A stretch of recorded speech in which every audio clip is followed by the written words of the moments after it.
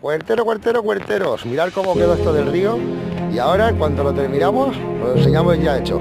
Un saludo, familia, ahora nos vemos cuando esto ya esté terminado y bien bonito como el que dejemos ayer. Cuertero, ya tenemos este cachito, mirad cómo se ve. Vamos a ir ya por este, también tenemos este cachito ya. Enseguida lo tendremos y os lo enseñamos, familia. Bueno, cuenteros, ya tenemos recuperado el segundo bancal. Mirad qué pasada. Hemos rectificado todo, hemos echado un poquito más de arena a las tomateras. Y las dos que estaban más dañadas las hemos quitado la capucha y les hemos dejado unas botellitas para que tiren más. Por esto, familia, así vamos con el reto huerto. En 2 días ya hemos recuperado ya casi todo. Por lo dicho, familia, si os gusta el reto huerto, ya sabéis que tenemos un montón de vídeos en el canal. Suscribiros, dejar un bonito like y podéis comentar lo que queráis, que yo siempre contesto. Un saludo a todos y ¡chao!